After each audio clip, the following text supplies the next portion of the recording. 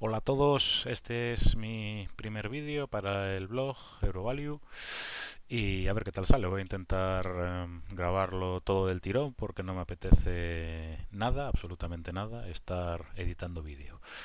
Entonces, directos al grano. La idea de mi inversión es Riverstone Holdings. Es una empresa industrial malaya que cotiza en la bolsa de Singapur. Ojo porque reporta en Malayan Ringgit, en MIR, y cotiza en Shanghai Dólar. Vale, entonces hay que hacer un pequeño ajuste, convertir la cotización a la moneda malaya, por ejemplo, que creo que es lo más cómodo. Y entonces, bueno, vamos a abrir la idea de inversión con unos grandes titulares de por qué me interesó la empresa. Lo primero, al ser una empresa industrial siempre busco que sea de las que produce a menor coste de su sector, lo cual puede ser una pequeñísima ventaja competitiva. Puede ser replicable, pero bueno, es mejor que nada. Entonces, también es una small cap, cotiza al cambio unos 450 millones de euros. Es la segunda empresa más pequeña del sector que encontré. Está poco seguida por el mercado, la siguen tres analistas y de allí, o sea, de Malasia. O sea, el seguimiento de la compañía es totalmente local. Yo creo que el mercado en general desconoce la empresa. Tiene muy poco free float, ya lo veremos más adelante, y la directiva se juega la piel, skin in the game, como dicen los yankees, con el 65% del accionariado. O sea, los intereses están alineados con los de los accionistas al 100%. Me sorprendió que el modelo de negocio es resistente a la crisis, es decir, si vemos el histórico, los financials, vemos que 2008-2009 pues aumentó ventas. Aquí tenemos la línea de... Estos datos son de Morningstar sobre todo lo de los últimos años los actualicé con los datos de la compañía. Pero bueno, en el histórico el incremento de ventas ha sido exponencial. 2008-2009, plena crisis financiera, aumentando ventas, el net income incluso siguió subiendo, EBITDA también, los márgenes lo podemos ver aquí también, es que, no sé, es una maravilla de empresa. Viendo estos márgenes, de hecho, es que no parece una empresa industrial, veas el margen que veas, tiene un año entre comillas malo que fue 2017 por incrementos de precios de materias primas y demás. Tenemos un margen bruto del 24, un EBITDA del 23, o sea, los gastos operativos son muy pequeños. También el free cash flow lo tenemos por aquí, 17% de margen free cash flow, 14, 12 lo tengo estimado para 2018, seguramente es bastante pesimista, pero bueno, prefiero que sea así. Seguimos. Es una empresa bueno, no sé a lo que el mercado llama alto crecimiento, pero bueno, vemos que en la media el crecimiento anualizado de los últimos 11 años es que las ventas han crecido un 18% anual y el free cash flow un 27%, o sea, es una maravilla. Personalmente me parece. Creo que está muy infravalorado por el mercado, crece más que sus rivales directos, tiene unos costes fijos más pequeños y cotiza unos múltiplos inferiores, o sea, es el mundo al revés. Por otro lado, es la única empresa del sector que encontré con caja neta, o sea, aún por encima de todo esto que os estoy contando, tiene caja neta, tenía 95 millones, creo recordar. Eh, Hablo de memoria, igual me equivoco, pero tenía eso, en caja ciento y pico millones y deuda tenía muy poquita, tenía como 25. No suele, la compañía suele trabajar sin deuda. ¿Qué más? Es líder, gran parte de sus ventas proceden de un nicho de mercado. En ese nicho de mercado, que lo veremos un poco más adelante, tienen el 55%, la empresa asegura tener el 55% de cuota de mercado. Esta información es difícil de contrastar, por no decir imposible, porque ese nicho de mercado en todo el mundo mueve unos 500 millones de dólares, o sea, es muy pequeño. Los rivales grandes ahí ni lo miran, o sea, eso es calderilla para los rivales grandes. Y por último, la valoración me parece asimétrica. Veremos por qué. Me parece que tiene un potencial de caída muy bajo, o nos quedamos como estamos con la inversión en caso de que se detenga el crecimiento, que se contraigan los márgenes y demás. Y por otro lado veo que el potencial de revalorización, ya no porque el mercado la valore a un múltiplo mayor, sino porque la empresa, con su propio crecimiento y manteniendo los costes fijos bajos y creciendo, pues va a generar más caja, va a generar más beneficios, y eso el mercado lo va a valorar sí o sí, no lo va a pasar por alto. Vale, pues después de esta introducción, a ver si voy a intentar hacerlo rápido, a ver si no me salto nada. Un poco es que lo que os comentaba: caja neta de casi 100 millones de Malayan Ringgit, un balance sólido, current ratio de 3, tiene el triple de current assets, que, bueno, siempre digo los términos en inglés porque la verdad, todo esto de la contabilidad empecé a verlo en inglés y incluso se me atraganta si veo un informe de la CNMV. Disculpas por esto, pero es a lo que estoy acostumbrado. Tiene el triple de current assets que de current liabilities, o sea, es un balance muy sólido. Los costes fijos lo veremos también en detalle más abajo. Creo que estaban en torno a un 10%, aquí está, 10% sobre las ventas en los últimos 3 años. La empresa, a pesar de crecer a saco, no se despista. Es decir, hay empresas que crecen a saco, cueste lo que cueste, los márgenes se van a la mierda, los costes operativos suben, pero esta empresa logra contener su porcentaje de costes fijos. Me sorprendió gratamente. Y produce a menor coste que la gran mayoría de sus rivales. Hay dos rivales que se le acercan más o menos en porcentaje, pero veremos que es el rival, que esta empresa es la que produce a menor coste. Lo que os decía, cotiza en la bolsa de Singapur con este easing y auditados por Ernst Young. Aquí vemos la evolución de ventas, de EBITDA y de free cash flow ajustado, es decir, descontando exclusivamente el CAPEX de mantenimiento, porque el CAPEX de crecimiento, de expansión, como lo queráis llamar, es muy superior al de mantenimiento. Lo veremos también en los financials. Y vemos que la trayectoria es envidiable. El crecimiento, el EBITDA siempre ha acompañado al crecimiento de ventas, y el free cash flow lo mismo. Aumentan las ventas, aumenta el EBITDA, aumenta el free cash flow. Maravilloso, sin ninguna pega. Vale, la empresa, en cuanto a los segmentos que fabrica, pues eso, fabrica guantes de nitrilo. ¿De acuerdo? Representa el 93% de las ventas el año pasado, el ejercicio 2017, y en muy pequeño porcentaje guantes de látex, 4%, y otros productos para complementar un poco a lo que le piden los clientes. A los guantes de látex y a las gafas de protección, batas y todo esto le sacan muy poquito margen, pero como se lo piden sus clientes, pues prefieren ofrecerles soluciones más completas y estas cosas. Más o menos esto es la tendencia del sector. Los guantes de látex tienen varias pegas. Para empezar, hay gente que tiene alergia al látex y ya no los puede usar. Y más cosas que de memoria no me acuerdo, pero creo que están apuntadas en el blog, en el propio artículo del blog.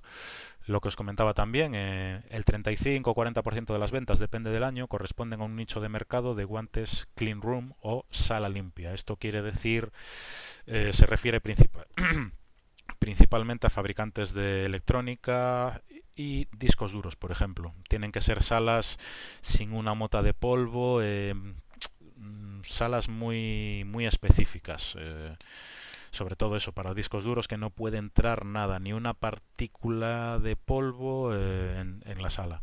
Y entonces estos guantes lo que tienen son unas especificaciones, unos niveles de calidad ISO muy altos. Aquí no sé si lo puse, pero bueno, hay unas especificaciones para los clase 10, clase 100, guantes clean room clase 10, clase 100, que son muy exigentes. Vamos a ver qué más tenemos por aquí. Lo que os comentaba, tienen un 55% de cuota de mercado en este segmento, y subiendo además. La única pega es que este nicho de mercado es cíclico, pero bueno, lo complementan muy bien con la otra parte de ventas, que son el 58% de ventas corresponde al sector sanitario. Este sector no siempre han trabajado con él. Fue a raíz de la crisis financiera global 2008-2009 que la empresa quería una fuente de ingresos estable, recurrente, un negocio resiliente, como se suele decir. Entonces, acordaron, el management, la directiva, decidió apostar por el sector sanitario. Yo creo que el primer año que habían vendido en el sector sanitario fue en 2010 y ya empezaron ese año, creo que un 15-16% de las ventas, aquí abajo lo puse, 15% del total de ventas, solo ya cuando entraron en ese sector, o sea, de un año para otro.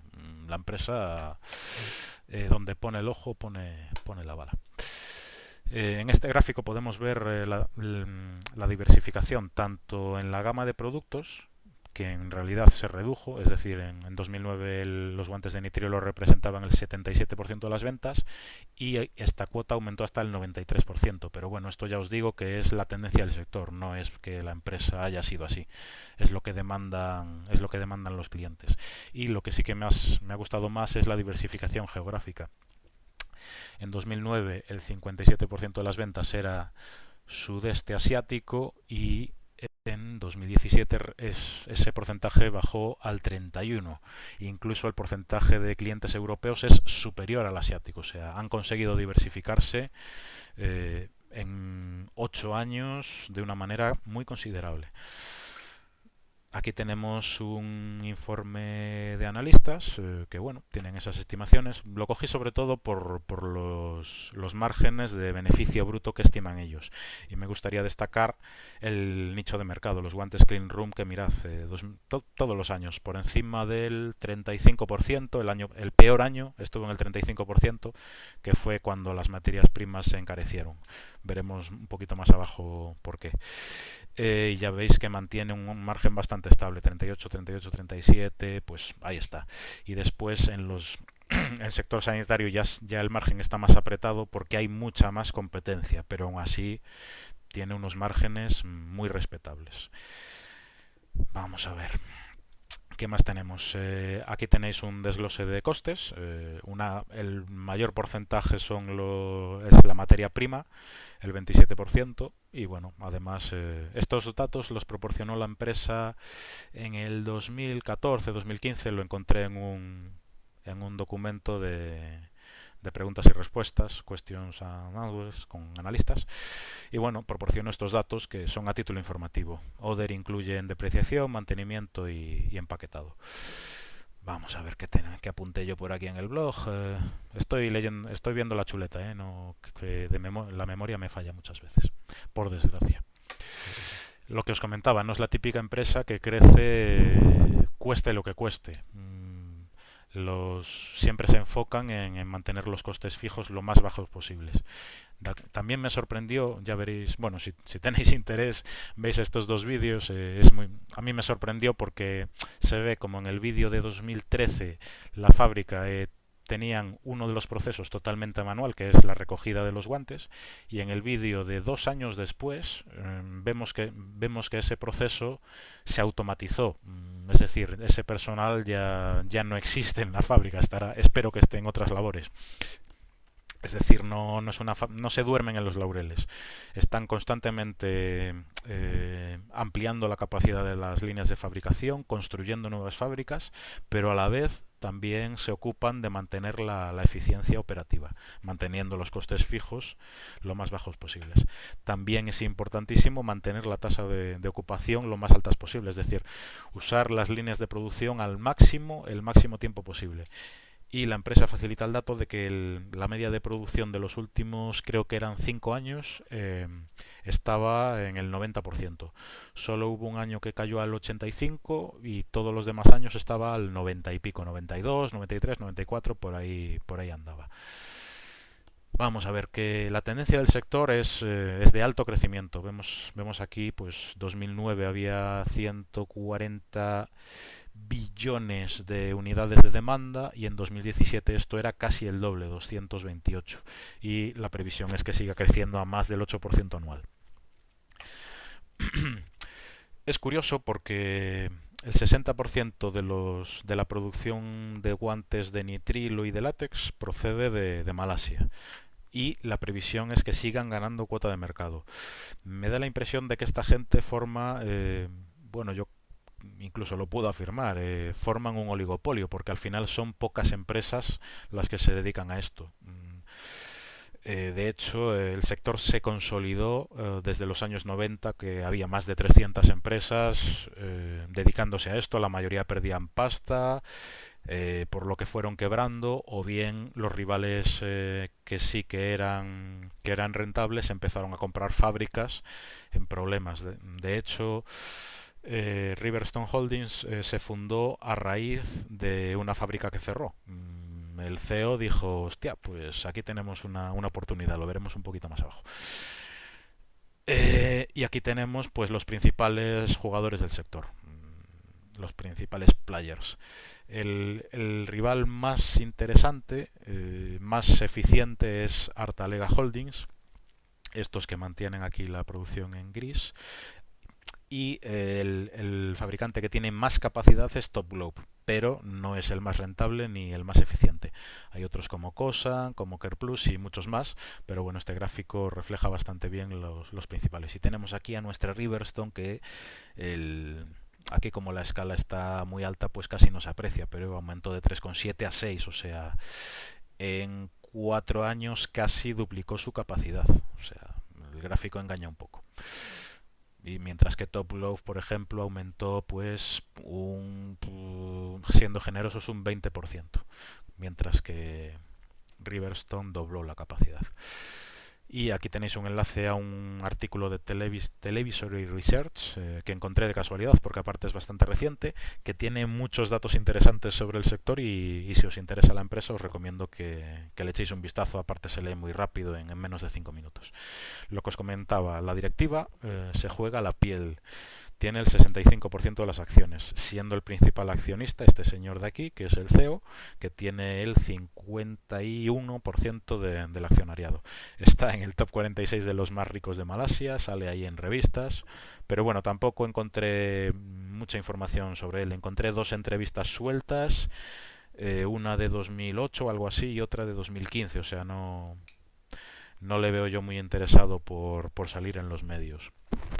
Es un MBA, fundó la compañía cuando tenía tan solo 26 años. Trabajaba en el sector, en una empresa de servicios auxiliares a los guantes. Ellos hacían lavado, empaquetado y algo así, o sea, unos servicios muy básicos a la industria que producía el guante.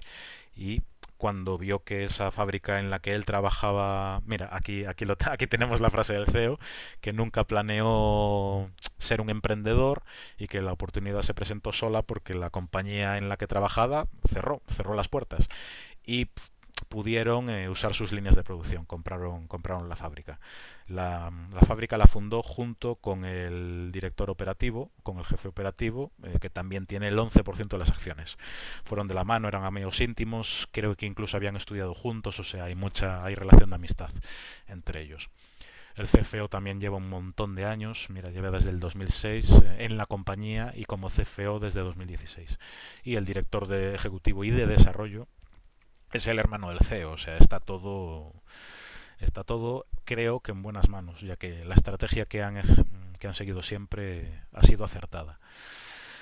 Lo que os comentaba también, todos los miembros de la directiva llevan un montón de años y por lo que he leído, me leí todas las cartas del CEO que hay disponibles desde 2006, desde el folleto de la oferta pública de venta de la compañía, la IPO. La directiva es honesta, es decir, con esto me refiero a que no te venden la moto, no te dicen que vamos a aumentar las ventas un 50%, no van de ese palo. Ellos son bastante cautos, bastante cautelosos. Incluso hay veces que te dicen se han comprimido los márgenes porque ha subido los costes de materias primas, la electricidad, y el año que viene la previsión es que siga así. Después ves la evolución de los trimestres o el siguiente informe anual y al final no fue para tanto. Suelen ser tirando a pesimistas incluso. Esto lo podéis consultar incluso en las propias cartas del CEO, que suelen ser una página o dos en cada annual report. Se lee rápido y da una idea muy, muy clara de cómo está dirigida. Incluso la retribución que recibe el CEO me parece entre comillas, modesta, ya me gustaría a mí, claro, pero en relación a lo que factura la compañía. O sea, cobra el 0,4% de las ventas, sin stock options y sin nada espectacular. O sea, el 80% de su retribución está ligada al beneficio de la compañía, o sea, su salario base es del 20%.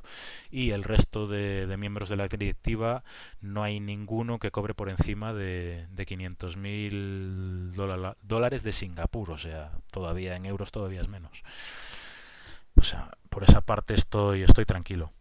El accionariado, aquí encontramos a varios miembros del management, al CEO, al cofundador, al director ejecutivo, y también me sorprendió encontrar al gerente de la fábrica de Taiping, de Riverstone Resources. Es la fábrica, digamos, original. Este señor de aquí que tiene, pues bueno, el 0,6% de las acciones, que son 4 millones de acciones, que es pasta. Y encontramos un montón de bancos de institucionales singapureños o malayos. Y los 20 principales accionistas controlan casi el 94% de las acciones. O sea, esta gente, podemos llamarlo manos fuertes o como queramos, yo creo que no sueltan las acciones ni muertos. O sea, esta gente sabe lo que tiene entre manos, conoce bien la compañía, creo. Entonces yo calculo, la empresa da un free float, unas acciones en libre circulación del 30%, pero yo creo que esto es un 6%. Esta gente no va a vender sus acciones, o si vende muy poquitas. ¿Qué perspectivas tenemos? Pues la empresa inició su plan de expansión en el año 2013. Siempre hacen planes a largo plazo, no te hablan de planes de crecimiento de un año para otro, ni 2 años. O sea, este plan está pensado hasta finales de 2019, o sea, son casi 7 años de plan de expansión. Y aquí vemos pues cómo las inversiones, el CAPEX de expansión acompañó siempre al aumento de capacidad. Obviamente, pues cada año tienen que invertir un poquito más, pero a cambio obtienen mayor capacidad de producción, manteniendo siempre la tasa de utilización muy elevada, es decir, no se pasan de frenada con la capacidad, no duplican la capacidad y luego se encuentran con que la línea de producción está al 50%. Lo calculan bien, ¿vale? Acompañan a la demanda del mercado.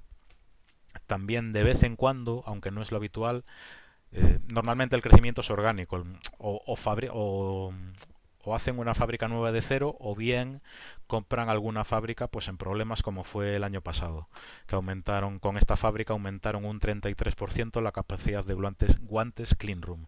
Estas líneas de fabricación son polivalentes, les vale para guantes clean room, y también, en caso de que haya mucha demanda, pueden adaptar la línea de fabricación muy rápido para fabricar guantes normales para guantes para sector sanitario.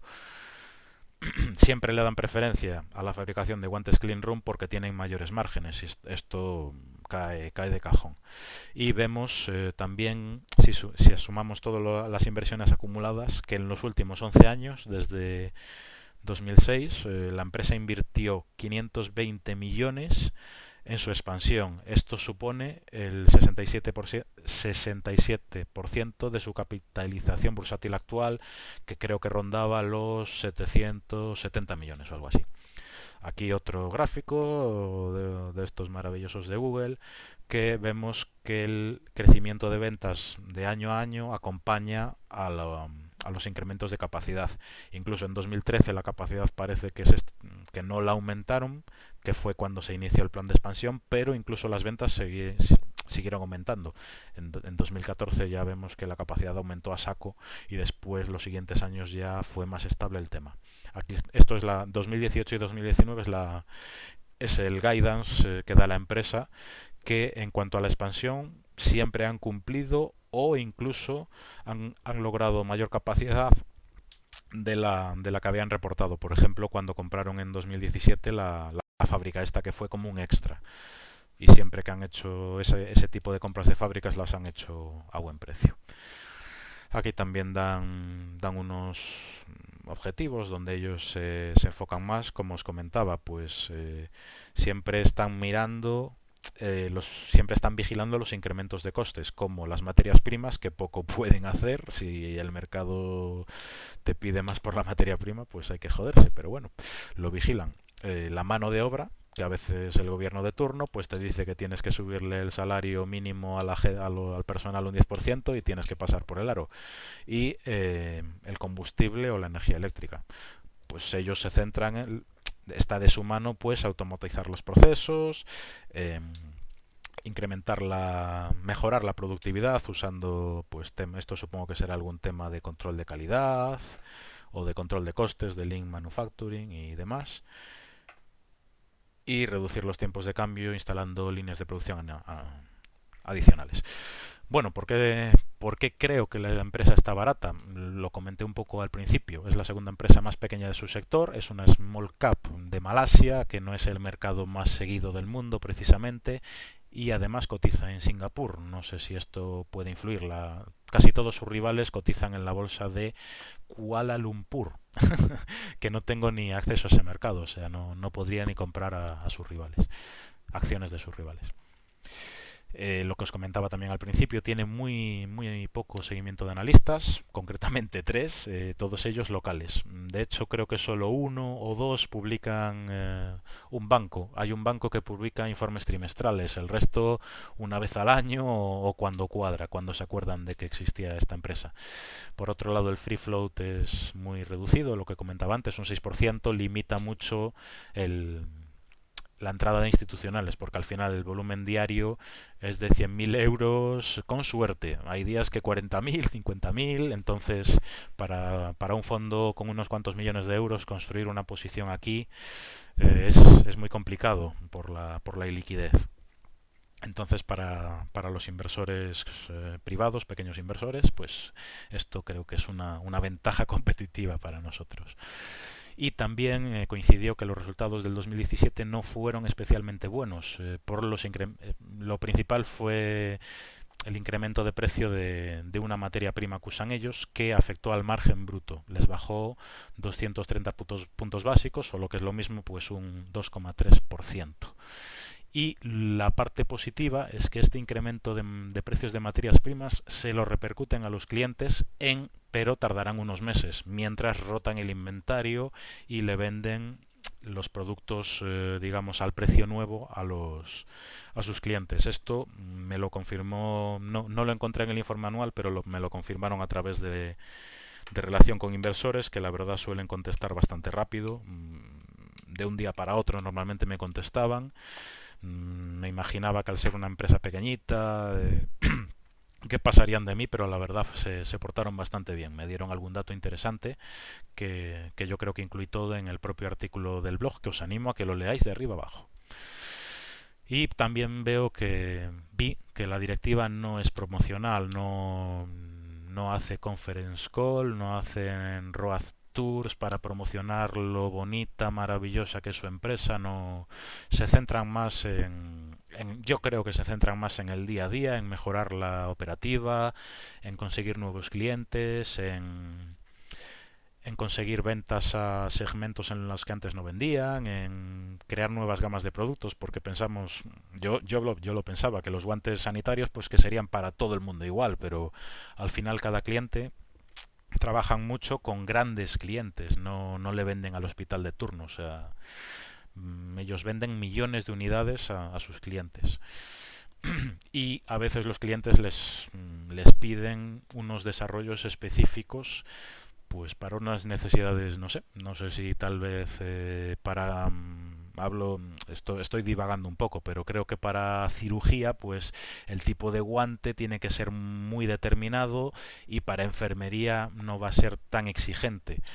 Es una de las cosas de las que presume la empresa, que logran dar soluciones adaptadas a los requisitos que les ponen sus clientes. En pocos meses pueden desarrollar un producto nuevo, ponerlo en el mercado y aparte introducirlo también en otros clientes. Yo creo que es una de las ventajas de la empresa, que justo es el punto siguiente. Los roces que calculo para la empresa, para el roce tenéis aquí la formulita que uso, más que nada igual no es la mejor del mundo, pero es la que más me facilita la vida a la hora de compararlo con sus rivales. Porque, por ejemplo, los impuestos no van a ser los mismos para un rival de Estados Unidos que para uno de Malasia, que para uno de Singapur. Yo creo, para mí es la manera más fácil de hacerlo. En igualdad de condiciones siempre es, pues divido el EBIT entre la suma del patrimonio neto, más la deuda financiera neta, más el goodwill, más los intangibles. Y eso lo apliqué a todos los rivales que lo veremos más abajo. Y estos datos de ROA, ROE, ROIC son casi todos de Morningstar, menos los de los últimos años que los ajusté. Aquí está resumido. Entonces, por un lado, yo creo que la escala en el segmento Clean Room, el nicho de mercado que os comentaba, le da una ventaja, porque los rivales pequeños tienen difícil competir en precio contra Riverstone, y los rivales grandes es un nicho de mercado tan pequeño que no creo que se metan ahí. O sea, tendrían que financiar la investigación y el desarrollo, adaptar las líneas de producción, conseguir nuevos clientes. Yo creo que les requeriría demasiada inversión para un mercado demasiado pequeño. No creo que entren ahí. De hecho, la empresa va ganando cuota. Hace unos años tenían menos cuota de mercado. Creo que hablaban los analistas de un 35-40%, y ahora la empresa me facilitó el dato a través de relación con inversores, me facilitó el dato que calculan entre un 50 y un 60% de cuota de mercado, y que va aumentando año tras año. Tenemos también lo que os comentaba al principio, que es un productor de bajo coste, que sí, que no es la ventaja competitiva mejor del mundo, no es Coca-Cola, pero al final es una ventaja que los rivales no logran replicar al 100%. Son muy eficientes en lo que hacen. Y aquí tenemos los costes fijos, que van variando un poco según el periodo que cojamos, lo que os comentaba. Ha ido un poco, los costes fijos se han ido diluyendo un poco conforme la empresa ha ido cogiendo escala. De hecho, vemos que a 11 años los costes fijos eran el 13% respecto a las ventas, los últimos 5 años el 11% y los últimos 3 años el 10%, y ahí se ha mantenido. Ha bailado entre el 10 y medio y el 10 los últimos 3 años. Y de momento es en lo que se está quedando. Y insisto de nuevo, mantienen esos costes a pesar de estar creciendo. Y los que os comentaba un poquito antes, lo he llamado adaptabilidad, pero bueno, podría haberlo llamado de otro modo.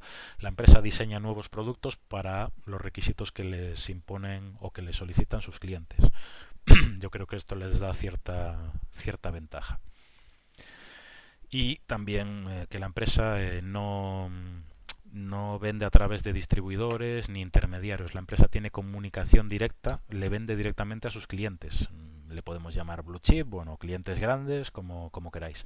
Esto les permite tener una comunicación directa con ellos. Los clientes le transmiten, no tienen que decirle al distribuidor, oye, dile a la empresa, al fabricante, a ver si me puede conseguir esto. Ahí al final el distribuidor igual pasa de ti, o igual va a otra fábrica a preguntar, o yo qué sé. Esto, la relación directa de proveedor-cliente, yo creo que es muy importante. Bueno, llegamos a la parte de riesgos. No todo va a ser bonito, maravilloso. Tenemos por una parte el tipo de cambio. Tienen una gran parte de la facturación en dólares. Entonces, una variación en el tipo de cambio de dólar a Malayan Ringgit, a la moneda malaya, supone un incremento o decremento en el beneficio antes de impuestos. Es una relación impepinable. La empresa compra futuros y demás, pero al final no te puedes cubrir 100% del riesgo divisa. Otro riesgo impepinable es la variación del precio de las materias primas, como os comenté antes.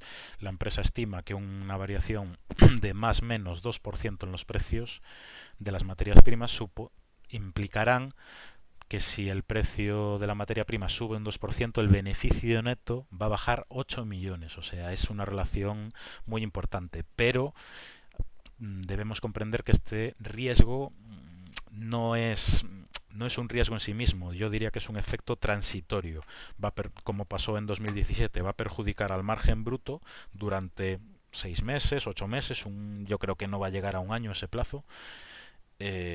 mientras le trasladan los costes a los clientes. Me recuerda esto también a lo que le pasó o a lo que le está pasando a Grupe Guillín, que también se les encareció las materias primas y todavía están en proceso de pasarle los costes a los clientes. O eso dice la empresa, yo creo que dicen la verdad. Aquí, bueno, hay un grafiquito de cómo está ligado la evolución de precios del nitrilo a la evolución de precios del crudo. Está, pues, no sé hasta qué punto estará relacionado, pero aquí vemos que en 2017 repuntó muchísimo los costes. En octubre de 2016 a 1,34 y en abril de 2017 a 2,03. Es casi un 75% de subida por ahí. También les influye muchísimo la energía. Las líneas de fabricación hay que alimentarlas con energía. Entonces los incrementos de precio en la electricidad o en el gas natural que necesitan para calentar la materia prima, para derretirla y para el proceso productivo en general, pues les va a perjudicar sí o sí. No hay manera de cubrirte de esto. De hecho, la empresa, miré en el informe anual de 2011-2012 que construyeron 2 plantas de biomasa para las fábricas de Taiping y Bukit, fábricas de Malayas. Dejémoslo ahí porque los nombres como que son un poco complicadillos. Y lo que sí que me da más miedo, entre comillas, es la competencia, porque al ser un sector en crecimiento, siempre tenemos el riesgo de que la competencia se pase de optimista aumentando la capacidad. Y el problema es que pueda llegar a producirse un exceso de oferta para la demanda actual, como pasa en las industrias cíclicas. Pero, sobre todo, al tratarse de un sector con roces elevados. Los retornos sobre el capital invertido son de más del 20%, creo que estaba un poquito más arriba, no sé si era del 28% anual. Bueno, os animo a verlo, que no sé exactamente dónde lo puse. Aquí está, el roce promedio de los últimos 11 años es del 29%, o sea, es una barbaridad. El mínimo del 24%, o sea, estos roces llaman la atención, pero yo creo que también hay ciertas barreras de entrada en el sector. No es tan fácil que llegue alguien, ponga la pasta sobre la mesa, haga una fábrica de cero y produzca con unos costes de fabricación muy bajos y con una calidad que los clientes tomen por buena. Aparte que tienes que ganarte a los clientes, no tendrías que competir en precio, estar varios años perdiendo pasta seguro, porque una fábrica no la arrancas de un día para otro y ya eres rentable. Que se lo digan a Elon Musk, por ejemplo. Mejor no me desvío el tema. eh, lo que os comentaba, me parece que es un riesgo limitado, porque al final es lo que os comentaba un poco más arriba, es un oligopolio. Hay pocas empresas, sobre todo en Malasia, que se dedican a esto, y tampoco les interesa competir demasiado entre ellas. Van creciendo cada uno a su ritmo. De hecho, hay alguna muy, muy, muy apalancada que yo creo que lo va a pasar mal. Salvo la que os comentaba de Artalega, que es la que más me gusta, pero cotiza unos múltiplos desorbitados, ya lo veremos. Y que bueno, están todas ampliando capacidad. Entonces, bueno, se puede vigilar esto. Leyendo pues el informe anual de cada empresa podemos ir vigilando de reojo pues que no tripliquen la capacidad de un año para otro o algo exagerado. Por lo que vi, más o menos en porcentaje de su capacidad, pues era un porcentaje reducido de su volumen anual de ventas. Y por otro lado, lo que os comenté más arriba, las ventas del segmento Clean Room son cíclicas, o sea, esto es así, no hay manera de zafarse. Si le vendes a fabricantes de discos duros, semiconductores, electrónica, pues vas a sufrir algún año sí o sí. Y de hecho, viendo el histórico de la cotización histórica, refleja lo que le pasó a la empresa en 2011 y principios de 2016. En 2011 hubo inundaciones en Tailandia que los fabricantes de discos duros tuvieron que cerrar sus fábricas porque no estaban inundadas. Mientras las arreglaban, construían nuevas líneas y demás, pues pasó bastante tiempo.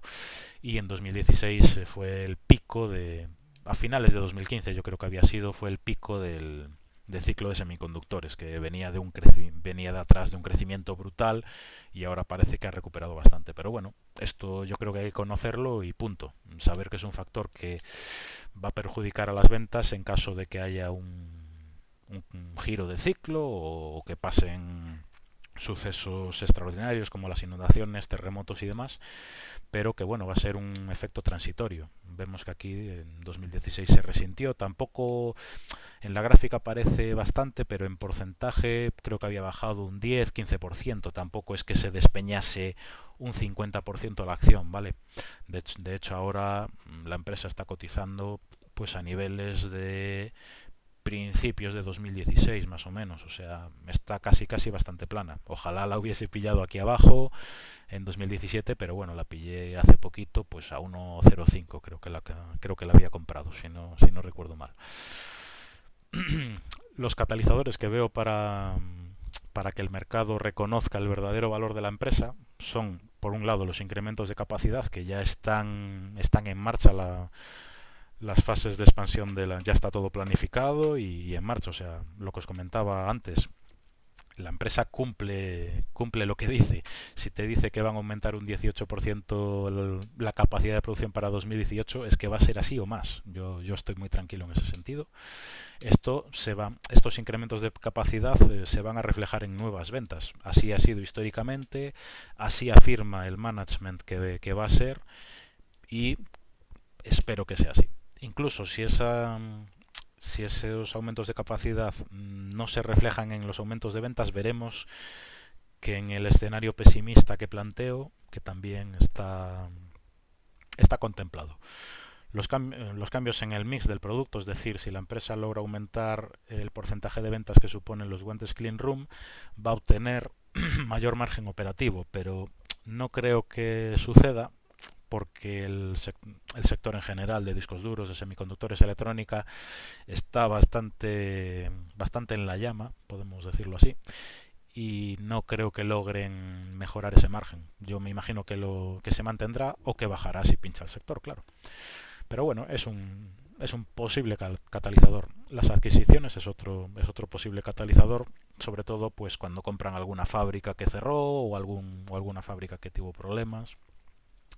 Es decir, ya tienen la línea de producción lista o compran la fábrica, la desmantelan por dentro para entendernos y montan ellos su propia línea de fabricación. También esto sí que es más frecuente, que encuentren nuevas aplicaciones para sus guantes o que adapten sus guantes para nuevas aplicaciones. Es una relación bidireccional, podemos decirlo así. Y bueno, llegamos a la última parte de valoración. ¿Cuánto vale esta empresa? ¿Cuál es el valor intrínseco de esta empresa? Y para esto planteé únicamente dos escenarios, el pesimista y el normalizado. Ya ni siquiera planteé el optimista porque era tan exagerado la valoración que me daba que me parece desproporcionada. La que más me interesa es la pesimista. Aquí contemplo que la empresa frena su crecimiento y se limita a crecer al mismo ritmo que el sector, que es en torno a un 8% anual. Realmente es más, pero bueno, redondeé al 8% por ser un poco ratilla.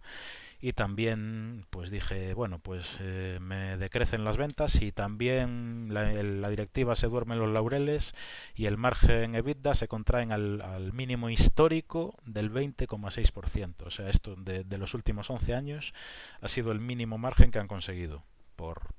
Yo creo que es por ser lo más conservador posible, por poner casi el peor escenario posible. No he puesto un incremento de ventas del 0% porque es que ningún rival ha incrementado ventas un 0% históricamente. O sea, me parece un escenario irreal. Yo creo que poniendo un crecimiento de ventas del 8% es más que conservador. Igual me equivoco, me lo podéis reprochar si la empresa crece menos, pero bueno, estas son mis estimaciones. Y por supuesto vosotros debéis hacer las vuestras. Esto no es más que una mera suposición. Esto nada, lo saqué del Excel y nada, poniendo aquí estos márgenes, calculo estos, incluso estos impuestos del 15% son los más altos de los últimos años, por ser más capullo con la valoración todavía. Y en este escenario, la empresa como apenas crece ventas, pero no tanto como históricamente, no va a tener que endeudarse para aumentar capacidad con los aumentos de capacidad que ya están previstos, que ya están en marcha, es suficiente. O sea, con el free cash flow que genera, estos 100 y pico millones anuales, le dan de sobra para financiar la expansión. Y aquí tenemos, pues, esto es como la suelo hacer yo, pues pongo un rango de múltiplos que me parecen razonables para este negocio. Yo creo que para los márgenes que da la compañía son múltiplos normales o incluso bajos. Pero bueno, prefiero siempre tirar para abajo. Y nada, me hago un promedio de esta valoración según PER, según EV/EBITDA, EV/EBIT, y el que casi siempre prefiero usar es el Enterprise Value dividido por Free Cash Flow. Es el que prefiero ajustar. Yo creo que es el que nos da una idea de lo que vale realmente el negocio a través de cómo se mueve el efectivo en la empresa, porque el EBIT, el EBITDA, al final las empresas siempre los suelen retocar de alguna manera. Se pueden normalizar, pero yo creo que casi siempre nos la meten doblada por algún lado. O te meten más gastos por un lado, o te meten más costes de ventas en lugar de ponértelo más abajo. Bueno, al final yo creo que con el cash flow siempre tenemos una imagen más limpia de la contabilidad de la empresa, con menos trampas y incluso es más fácil trabajar, por lo menos para mí es más fácil trabajar a nivel de cash flow. Y aquí vemos eso, pues que para 2018 el promedio de valoración es de casi aquí ya pasé, esta parte de abajo ya la pasé a Singapur dólar, que es la moneda en la que cotiza la empresa, ¿de acuerdo? Ahora cotiza 1,05 y la valoración promedio me da para 2018 casi $1, que con los dividendos nos quedamos ya muy cerquita del dólar. Pues a final de 2018 calculo un retorno del menos 6%, a finales de 2019 ya más o menos nos quedamos a como tal y como estábamos, y en 2020 incluso me da un pequeño upside del 4%, bueno, como premio de consolación. Perdón. Incluso en este escenario, disculpad,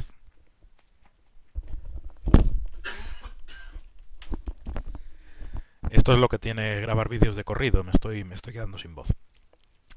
Incluso en este escenario que planteo, la empresa podría aumentar el payout de dividendos, pero bueno, aquí simplemente cogí el acumulado de los dividendos, ¿de acuerdo? Si vendiésemos las acciones en 2020, calculo que podrían estar valoradas pues a 1,19 con una tira anual del 4%.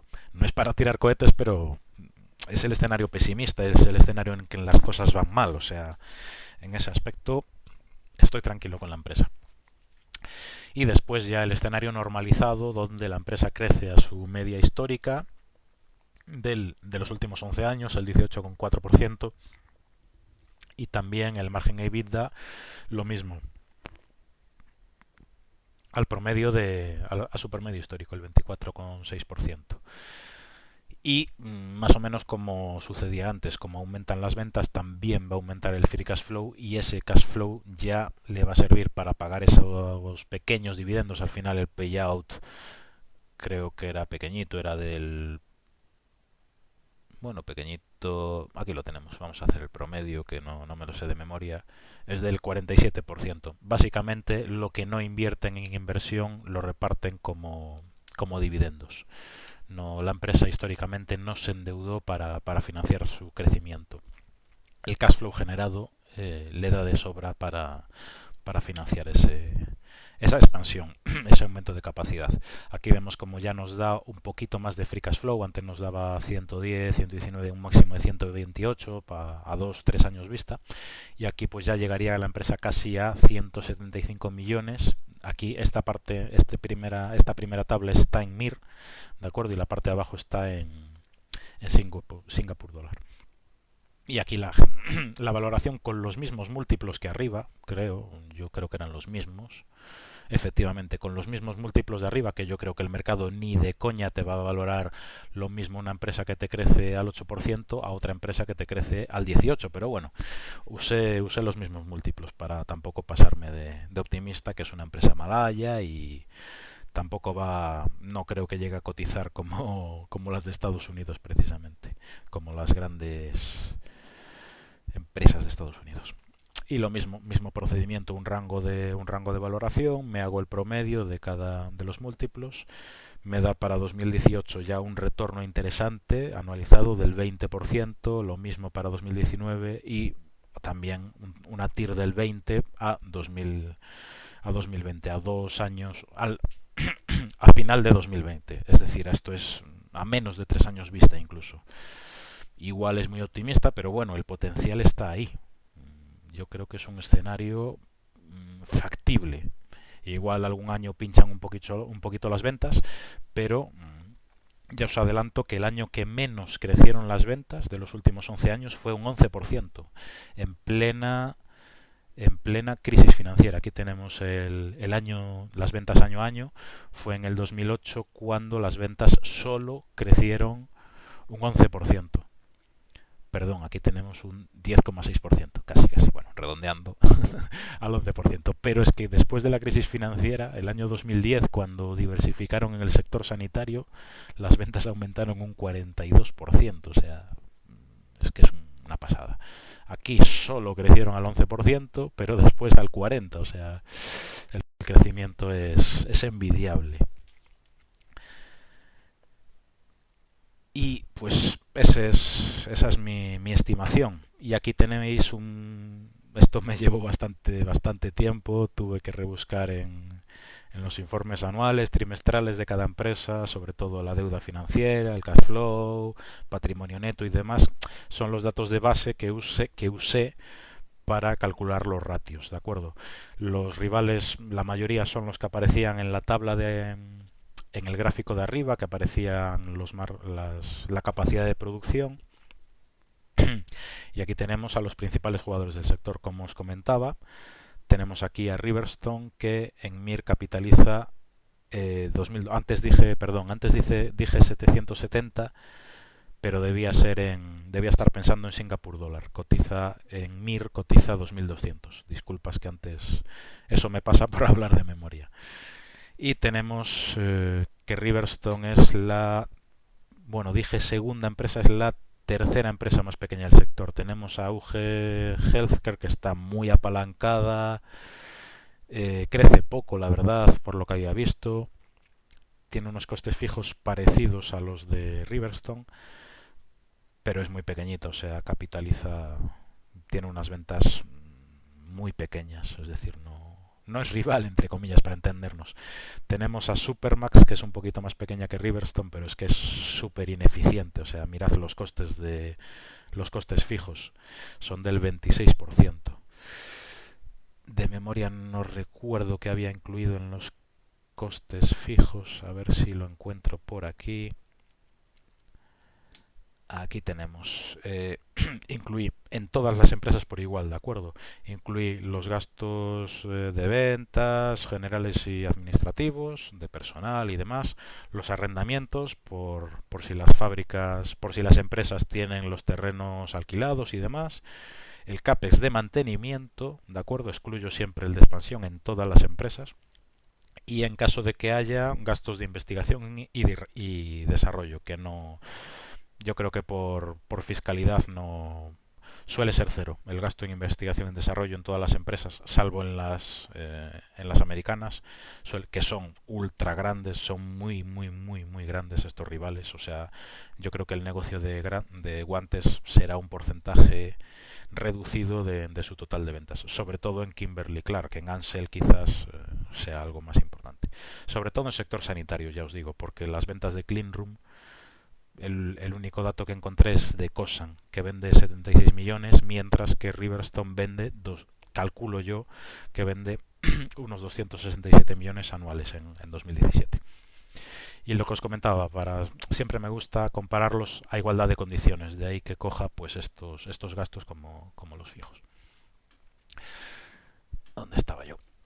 Aquí. Y lo que os comentaba, pues los costes fijos que están en el son los menores del sector, muy pegados al rival más eficiente, que es Artalega Holdings, y a UG Healthcare, que es un rival muy pequeño. O sea, no puede atender pedidos de millones de unidades como sí que puede alcanzar Riverstone. Estos datos, bueno, están entre comillas desactualizados, igual varía el market cap o la deuda, porque son de hace 2 o 3 semanas, no recuerdo, porque hay algunos que los tuve que picar, la mayoría tuve que picarlos a mano.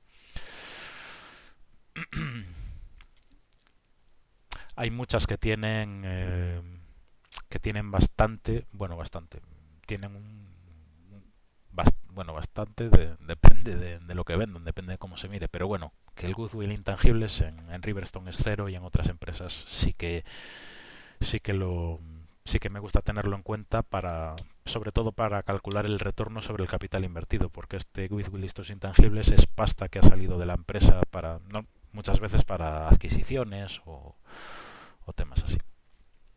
Y lo interesante, los múltiplos. Esto yo creo que es el fruto del trabajo. Aquí vemos es que los múltiplos a los que cotizan los rivales, me quedé alucinado. O sea, hay incluso rivales ineficientes como Cosan y Top Glove, que los múltiplos a los que cotizan son desorbitados. Lo cojas por donde lo cojas. Por PER, por Free Cash Flow Yield. A mí me gusta verlo en porcentaje. No sé, me hago una idea más clara de cuál va a ser el retorno de mi inversión. O por EV Free Cash Flow, que es la otra cara de la moneda. Aquí tenemos pues los rivales. No es que Riverstone cotice a unos múltiplos de deep value, de comprar una empresa por una ínfima parte de su valor en libros, pero es que también tenemos que ponerlo en contexto. Es una empresa de alto crecimiento y con unos márgenes muy buenos. Y aún así, pues salvo UG Healthcare, que cotiza unos múltiplos, parece que contenidos, pero que es una empresa pequeña y bastante apalancada, no recuerdo ahora mismo el ratio, aquí lo tenemos, está casi a 3 veces deuda neta EBITDA, siendo una empresa industrial. Y de estas empresas prefiero vigilarlas un poquito de lejos. Igual la añado al radar por si logran seguir aumentando ventas, reducir un poquito la deuda y tener un ratio más manejable de una vez o algo así. Es que las empresas industriales, como te baje la tasa de utilización o las ventas un poquito, o se te compriman los márgenes, al final el efecto sobre el beneficio, sobre el cash flow es exponencial. Es el tema del apalancamiento operativo. Es lo mismo que les pasa a los retailers que sufren tanto cuando les bajan las ventas. Mirad lo que le ha pasado a H&M los últimos años. Por un lado le bajan un poquito las ventas, por otro se le comprimen los márgenes, por otro les aumentan el inventario que no consiguen vender, y al final todo eso se refleja en que el beneficio baja a saco. Y el mercado te penaliza. No solo es ese factor, es que el mercado te va a penalizar eso, no te va a valorar al mismo múltiplo una empresa que te genera un determinado free cash flow a otra que te genera muy poquito cash flow, beneficio neto o lo que queráis. Pero bueno, es otra empresa que puede ser interesante si logran hacerlo bien. Y ya os digo, la que más me gustó de todo el sector es Artalega, pero es que mirad los múltiplos a los que cotiza: 38 veces Enterprise Value, Free Cash Flow. O sea, es una pasada. O sea, PER 52. Hay quien dice que hay que darle muerte al PER, pero cuidado con invertir en empresas así, porque en cuanto las cosas no van viento en popa, el castigo del mercado, si en vez de 38 veces Free Cash Flow te lo valoran a 30, le meten un repaso a la acción de 3 pares de narices. Y por otro lado también es interesante ver el crecimiento. Cogí los últimos 3 años, pero bueno, podía haber cogido los últimos 10, aunque había rivales que no tenía esos datos. Yo creo que era lo lo más representativo. Y es que vemos que la mayoría, salvo Artalega, no crecen ni siquiera a doble dígito. El que más acepta es Top Glove, pero mirad el EBITDA. En los últimos 3 años el crecimiento anualizado del EBITDA ha sido del 1%. Y del free cash flow ajustado, es decir, descontando solo el CAPEX de mantenimiento exclusivamente, es del 4%. Mientras que vemos a mi querida Riverstone Holdings, las ventas nos crecen al 18%, el EBITDA al 19% anual y el free cash flow ajustado al 27%. Dios mío, me encanta. Espero que siga así muchos años. Y un poquito lo que veíamos más arriba, los márgenes, el retorno sobre activos, retorno sobre la equity, retorno sobre el capital invertido, con la formulita, digamos, que uso yo, pero vosotros podéis usar otra, podéis criticarme o lo que queráis. Para mí es la más cómoda. En igualdad de condiciones siempre, ¿de acuerdo? No es que coja el dato de una página web y lo cuelgue aquí. Para cada rival me pasé el curro de calcularlo. Margen EBIT, vemos que por lo general está muy bien posicionado. Siempre cerquita de Artalega, pero claro, teniendo en cuenta que cotiza casi a la mitad de múltiplo que Artalega. O sea, Artalega a 24 veces EV/EBITDA y Riverstone a 11 y media, 12. Es que, joder, no me voy a meter en Artalega por muy eficiente que sea a esos múltiplos. Es que no, cualquier cosa que vaya mínimamente mal no me justifica esos múltiplos. Yo intento ser conservador y os lo recomiendo.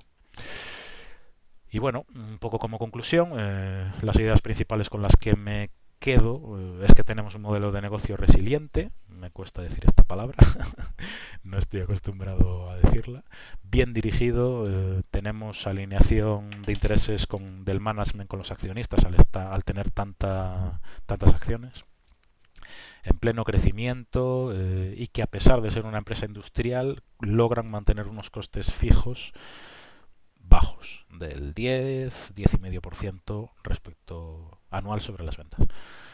Y estimo que el riesgo es asimétrico. Veo poco potencial de caída de la acción o de los beneficios, y mientras que veo que el potencial de revalorización es muy importante. Incluso considero que esta empresa es para estar invertido años.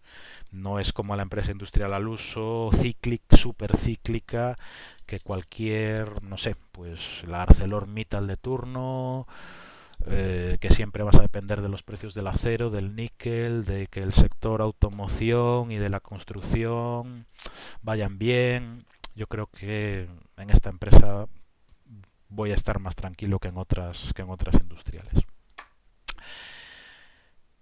Y poco más tengo que decir. Y nada, me siento orgulloso de ser un dueño parcial de Riverstone Holdings.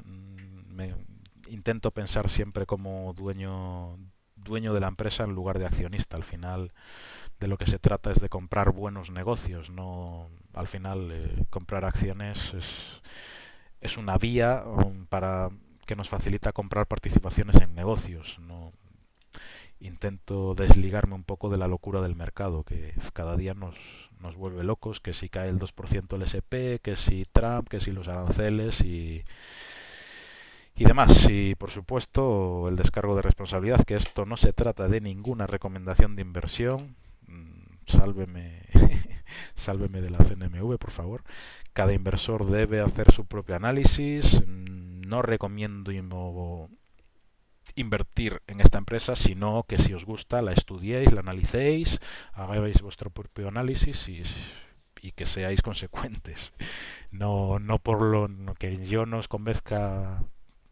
convenza de nada. Pensad de manera independiente, como se suele decir. Y nada, espero que el vídeo no se me haya cortado y que os haya gustado y que nos haya dado mucho la lata. Nos vemos. Buenas inversiones. Hasta luego.